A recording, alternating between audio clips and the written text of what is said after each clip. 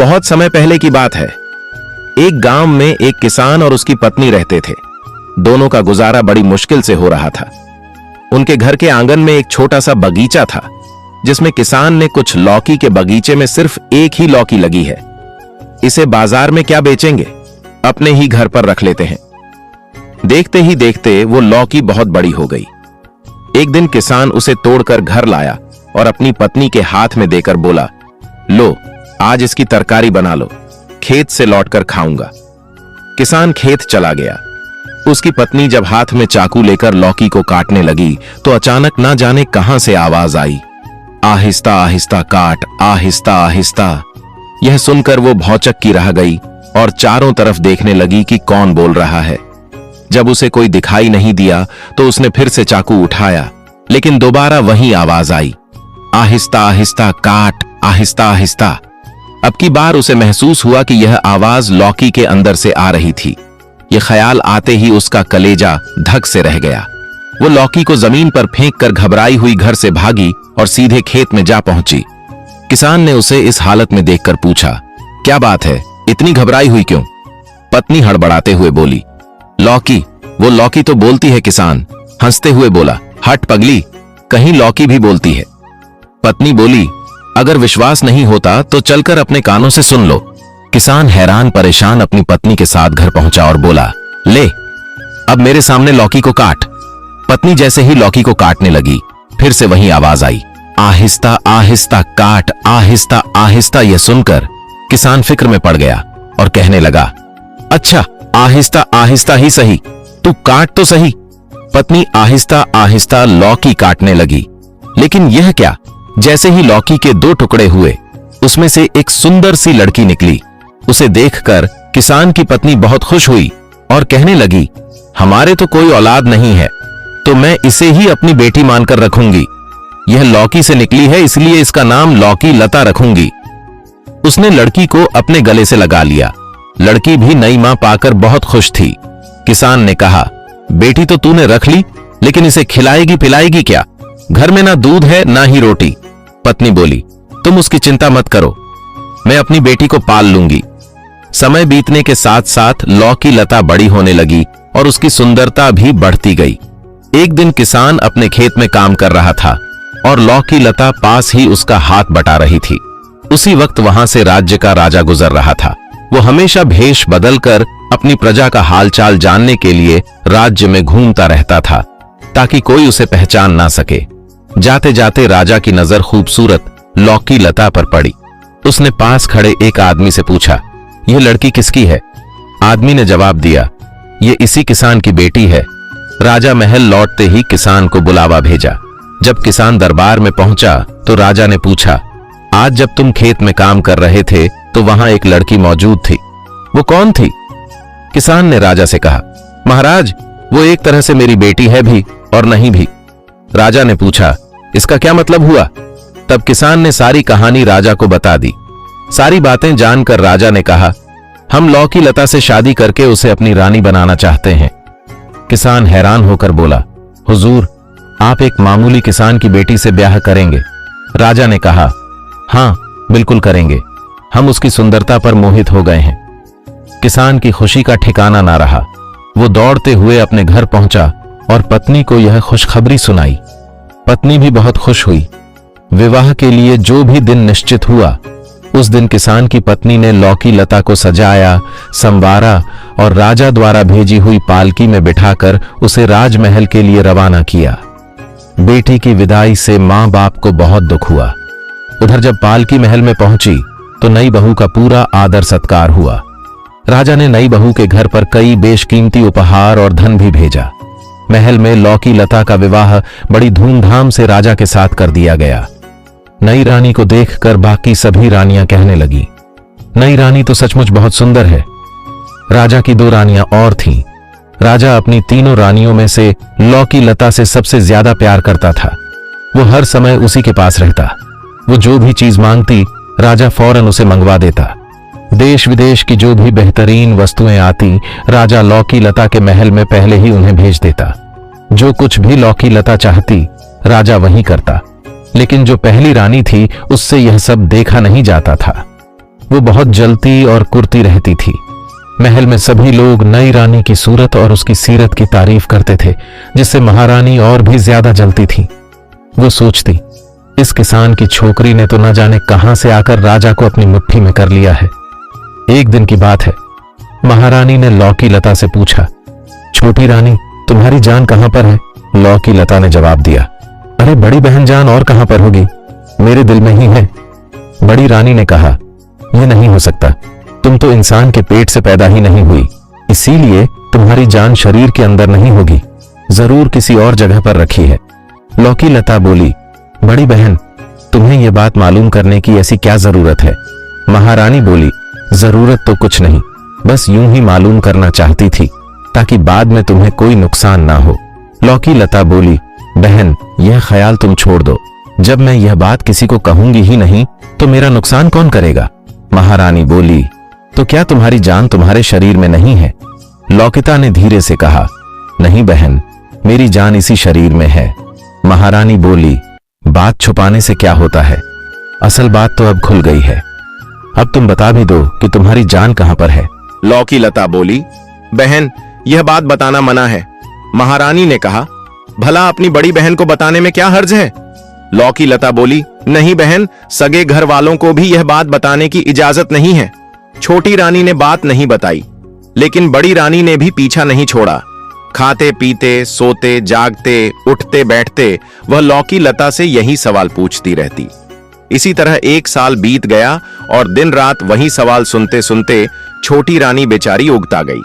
आखिरकार एक दिन तंग आकर उसने कह ही दिया, अच्छा बहन, किसी दिन बता दूंगी।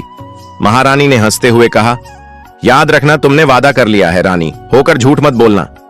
यह सुनकर लौकी लता थोड़ी चौंक पड़ी और सोचने लगी, आज मैंने बिना सोचे समझे ये क्या कह डाला। अब तो बड़ी रानी को यह बताना ही पड़ेगा कि मेरी जान किस चीज में है, अगर नहीं बताऊंगी तो झूठी ही बन जाऊंगी। अब वो सोच में पड़ गई कि क्या करें। फिर छोटी रानी ने राजा को अपने महल में बुलाया और कहा, महाराज, अगर मैं मर जाऊं तो मेरी लाश को जला मत देना। राजा ने उसका मुंह बंद करते हुए कहा, चुप रहो रानी, ऐसी बातें मत करो। लौकी लता बोली, नहीं महाराज, मेरी सारी बातें सुनिए। अगर मैं मर जाऊं तो नगर के बाहर एक मकान बनवाकर मुझे पलंग समेत उसी मकान में रखवा दीजिए। मकान के अंदर एक सुंदर बगीचा लगवा देना और एक कुआं भी खुदवा देना। मकान के चारों ओर ऊंची सी दीवार उठवा देना जिससे कोई अंदर ना आ सके। राजा ने बात काटते हुए कहा, रानी, तुम चुप रहो, ये सब बातें अपनी जुबान से मत निकालो।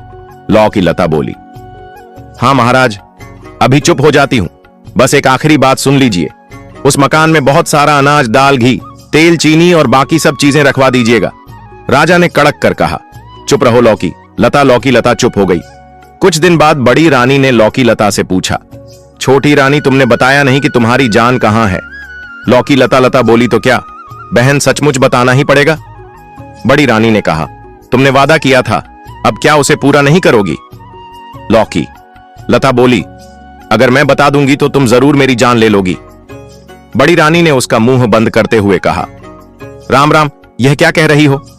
छोटी रानी बोली, अच्छा, थोड़े दिन और ठहर जाओ, मेरे बच्चे को जन्म लेने दो, उसके बाद बता दूंगी। यह सुनकर कि छोटी रानी को बच्चा होने वाला है, बड़ी रानी और भी ज्यादा जलने लगी। उसने कहा, अगर तुम अभी नहीं बताओगी तो मैं पूरे राज्य में ढिंढोरा पिटवा दूंगी कि छोटी रानी रानी होने के बावजूद मामूली लोगों की तरह झूठ बोलती है। लौकी लता ने कहा, अच्छा, तो लो सुनो, मेरे बाप के खेत के पास एक कुआं है, उस कुएं के अंदर एक लकड़ी का संदूक है, उस संदूक में एक सोने की डिबिया है और डिबिया के अंदर एक माला है, वही माला मेरी जान है। बड़ी रानी हंसते हुए बोली, छोटी रानी, तुम्हारी किस्मत बहुत अच्छी है कि तुम्हारी जान को कोई खतरा नहीं है। देखो वो कुआं, उस कुएं के अंदर संदूक और संदूक के अंदर डिबिया और डिबिया के अंदर माला है। तुम्हारी जान को भला कौन ले सकता है?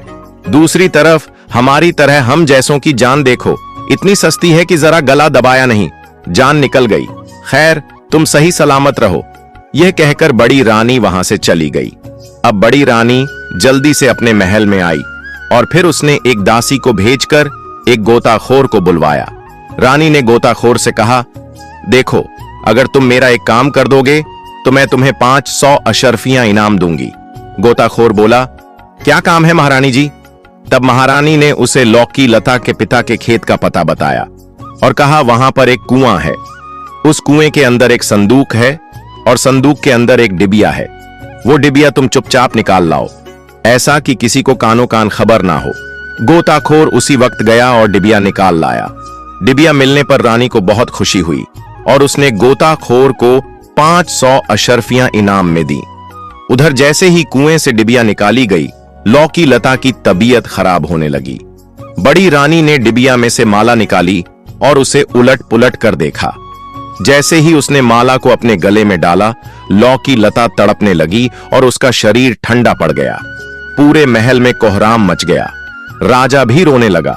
तभी उसे लौकी लता की उस दिन की बातें याद आई। राजा ने उसी वक्त मंत्री को बुलाया और कहा, लौकी लता के लिए नगर से बाहर एक मकान बनवाया जाए। मंत्री ने कहा, अब मकान का क्या होगा हुजूर? अब तो रानी के मृत शरीर को जला देना चाहिए। राजा ने कहा, नहीं, लौकी लता की यही इच्छा थी। नगर के बाहर एक मकान बनवाइए और लौकी लता को पलंग समेत वहां पर पहुंचा दीजिए। इसके अलावा राजा ने वह सारी बातें भी कहीं जो लौकी लता ने उससे करने के लिए कहा था। मंत्री ने कहा, जैसी आपकी इच्छा हुजूर। लौकी लता जैसा कह गई थी, बिल्कुल वैसा ही मकान बनवाया गया और लौकी लता को पलंग समेत वहां पर लेटा दिया गया। मकान के चारों तरफ ऊंची ऊंची दीवारें बनाई गई। दिन पर दिन गुजरते चले गए और इसी तरह 1 साल का समय बीत गया। सौतन के मर जाने से बड़ी रानी बहुत खुश थी। उसका तो कलेजा ठंडा हो गया था। लेकिन राजा लौकी लता की याद में बहुत दुखी रहने लगा था। छोटी रानी की याद आते ही उसकी आंखों में आंसू भर आते थे। वो अक्सर सोचता कि लौकी लता ने मुझसे यह क्यों कहा था कि महाराज मेरे शरीर को जलाना मत। क्या लौकी लता फिर से जी उठेगी? लौकी लता के मकान को देखकर राजा सोचता कि वह इस मकान के अंदर सो रही है, पलंग पर अकेले पड़ी सो रही है। वो जागकर शायद मुझे ढूंढती हो और बाहर निकलने का रास्ता ना पाकर महाराज महाराज चिल्लाती हो। लेकिन फिर राजा को विचार आता कि इंसान मरकर कभी जिंदा नहीं होते। अपने मन को समझाने के लिए राजा रोज लौकी लता के मकान की 4 दीवारी के चारों तरफ चक्कर लगाया करता था। एक दिन अचानक उसने सुना कि मकान के अंदर से किसी बच्चे के रोने की आवाज आ रही थी। राजा यह सुनकर चौंक पड़ा। यहां बच्चा कहां से आया? राजा ने दीवार फाड़कर मकान के अंदर प्रवेश किया। वो देखता है कि लौकी लता तो पलंग पर मृत पड़ी हुई है, लेकिन उसकी बगल में एक सुंदर सा लड़का था। राजा ने उस लड़के को गले से लगा लिया। थोड़ी देर में बच्चे को नींद आ गई तो राजा ने उसे लौकी लता के बगल में वापस लेटा दिया और खुद दीवार फाड़कर बाहर चला गया। महल पहुंचकर राजा सोचने लगा, हो ना हो यह बच्चा लौकी लता का ही है। दूसरे दिन राजा फिर से वहां आया। लौटते हुए वह बच्चे को एक खिलौना दे गया। अब तो राजा रोज लौकी लता के मकान में आने लगा। वो बच्चे के लिए तरह तरह के खिलौने और खाने के लिए मिठाइयां लेकर आता था। लेकिन मकान में कोई नई बात नजर नहीं आ रही थी। वो हर रोज देखता कि लौकी लता जिस तरह से पड़ी थी उसमें कोई बदलाव नहीं आया था। धीरे धीरे दिन बीतने लगे और बच्चा बड़ा होने लगा। जब वो 2-3 साल का हो गया तब टूटे फूटे शब्दों में कुछ बोलने भी लगा था। राजा ने एक दिन लौकी लता की तरफ इशारा करके पूछा, ये कौन है? बच्चे ने कहा, मां। राजा ने पूछा, तुम्हें खाना कौन खिलाता है? बच्चे ने उत्तर दिया, मां। राजा ने फिर पूछा, किस वक्त? बच्चे ने कहा, रात को। यह सुनकर राजा को बहुत हैरानी हुई। उसने बच्चे से कहा, तुम अपनी मां से कहना कि राजा जी पूछते हैं कि वह दिन में क्यों सोती है और रात को क्यों जागती है। बच्चे ने कहा, ठीक है। राजा महल वापस लौट आया। रात को लौ कीलता जैसे हर दिन करती थी। उठी और बच्चे को खिलाने लगी। फिर बच्चे ने कहा, अम्मा, मेरा पेट तो भर चुका है। मां ने हैरान होकर पूछा, तुम्हारा पेट किस तरह से भर गया? बेटा बोला, राजा जी आज मुझे बहुत सारी मिठाइयां खिलाकर गए थे और वह यह भी पूछ रहे थे कि तुम रात को क्यों जागती हो और दिन में क्यों सोती हो। यह सुनकर लौकी लता को समझ में आ गया कि राजा ने आकर सब देख लिया था। उसने सोचा कि अब छुपाने का कोई फायदा नहीं। उसने बच्चे से कहा, देखो, ये जो राजा जी आते हैं वे तुम्हारे पिता हैं। आज तुम महाराज के पैर छूना और कह देना कि महाराज मां की जान उस माला में है जो बड़ी रानी के पास है। बड़ी रानी दिन भर उस माला को पहने रहती है, इसीलिए मां दिन भर बेहोश पड़ी रहती है। जब रात को बड़ी रानी माला को उतार देती है तो मां जाग जाती है। फिर वह पलंग से उठकर नहाती धोती है और मुझे खाना खिलाती है। अगले दिन जब राजा आया तो बच्चे ने सारी बातें राजा से कह सुनाई। सारा मामला राजा की समझ में आ गया और वह बड़ी रानी से बहुत गुस्से में था। उसने मन ही मन में बड़ी रानी को सजा देने का विचार किया। महल में जाकर राजा ने बड़ी रानी से कहा, बड़ी रानी, हमारे मित्र का एक बहुत प्यारा बेटा है जिसे मैं बहुत प्यार करता हूं। मैं उसे महल में लेकर आना चाहता हूं। बड़ी रानी ने कहा, बच्चे तो मुझे भी बहुत ही पसंद है, आप उसे जरूर लेकर आइए। राजा बोला, परंतु एक बात है, वो लड़का बहुत ही जिद्दी है। जो चीज मांगता है जब तक वो नहीं मिल जाती वो रो रो कर आफत खड़ी कर देता है। रानी ने कहा, तो क्या हमारे महल में किसी चीज की कोई कमी है? वो जो भी चीज मांगेगा उसे दे दी जाएगी। राजा ने कहा, अच्छा, तो मैं उसे लाता हूं। यह कहकर राजा लौकी लता के मकान में गया और लड़के से कहने लगा, जब रानी तुम्हें गोद में ले उसी वक्त उसके गले की माला पकड़ लेना और जोर जोर से रोना शुरू कर देना। जब तक रानी तुम्हें वह माला ना दे तुम रोते ही रहना। इस तरह से समझा बुझाकर राजा लड़के को बड़ी रानी के पास महल में ले आया। रानी ने उसे प्यार से गोद में ले लिया और बोली, लड़का बहुत ही प्यारा है। लड़का उस वक्त माला लेने के लिए जोर जोर से रोने लगा। रानी ने उसे बहलाने फुसलाने की बहुत कोशिश की। कई तरह की मिठाइयां, खिलौने आदि पेश किए गए, लेकिन वो किसी भी तरह से मानने को तैयार नहीं था। तब राजा ने उदास होकर कहा, दूसरे के बच्चे को क्यों रुलाते हो? आखिर वह मांगता क्या है? रानी ने जवाब दिया, मेरे गले की माला मांगता है। राजा बोला, तो तुम क्यों नहीं देती? रानी ने कहा, नहीं, यह माला तो मैं किसी को नहीं दे सकती। राजा बोला, यह माला बच्चे को दे दो, मैं तुम्हें इस तरह की दूसरी माला लाकर दे दूंगा। रानी बोली, यह माला तो मैं हरगिज नहीं दूंगी। राजा बोला, नहीं दोगी तो यह लड़का रो रो कर मर जाएगा। पराए बच्चे को घर लाकर क्या यूं ही मार दोगी? बच्चे का रोना देखकर रानी को उस पर दया आ गई। उसने सोचा, छोटी रानी तो अब मर ही चुकी है, थोड़ी देर के लिए यह माला बच्चे को दे दी जाए तो क्या हर्ज है। उसने कहा, इस समय तो मैं माला दे देती हूं, लेकिन जब लड़के का मन बहल जाए तो माला मुझे वापस ला देना। राजा ने कहा, हां, ऐसा ही किया जाएगा। रानी ने माला निकालकर राजा को दे दी और राजा लड़के को लेकर महल से बाहर चला आया। फिर उसने चुपचाप अपने मंत्री को बुलाया और लौकी लता के मकान की 4 दीवारी को तोड़ने का आदेश दिया। मंत्री ने ऐसा ही किया। राजा ने अंदर जाकर लौकी लता के गले में वह माला डाल दी। माला पहनते ही लौकी लता उठ बैठी। राजा ने लौकी लता से कहा, अभी 2-4 दिन के लिए तुम यहीं पर रहो, बाद में मैं तुम्हें महल में ले जाऊंगा। उस रात राजा जब राजमहल में पहुंचा तो बड़ी रानी ने पूछा, आज इतनी रात बीते कहां पर रह गए थे आप? राजा ने कहा, मैं अपने सेनापति और मंत्रियों से सलाह मशवरा कर रहा था। रानी ने पूछा, क्या सलाह मशवरा कर रहे थे आप? राजा बोला, एक दूसरे देश का राजा हमारे देश पर हमला करने वाला है, इसीलिए तुम्हारी सुरक्षा को देखते हुए यह सलाह कर रहे थे कि तुम्हें कहां पर छुपाकर रखा जाए जहां तुम सुरक्षित रह सको। रानी बोली, हे राम, यह युद्ध के नाम से तो मुझे बड़ा ही डर लगता है, तो क्या फैसला किया आपने? राजा ने कहा, जमीन के नीचे एक तहखाना बनाकर उसमें तुम्हें रखा जाएगा। रानी बोली, तो जल्दी ही तहखाना बनाने का आदेश दे दीजिए। दूसरे ही दिन राजा ने एक तहखाना बनवाना शुरू करवा दिया और 1 हफ्ते के अंदर तहखाना बनकर तैयार हो गया। राजा ने बड़ी रानी को तहखाने में छोड़कर आ गया और बाहर से ताला लगा दिया। सैनिकों को आदेश दिया कि अब सारी उम्र के लिए बड़ी रानी को इसी कैद खाने में रखा जाएगा। अगली सुबह राजा लौकी लता और अपने बेटे को महल में लेकर आ गया। वो एक सुखी परिवार की तरह रहने लगे, जबकि बड़ी रानी वहीं कैद खाने में सड़ती रही। तो दोस्तों, उम्मीद है कि यह कहानी आपको पसंद आई होगी। तो वीडियो को लाइक करें, शेयर करें और चैनल को सब्सक्राइब करना ना भूलें। तो मिलते हैं आपसे एक नए वीडियो के माध्यम से। धन्यवाद।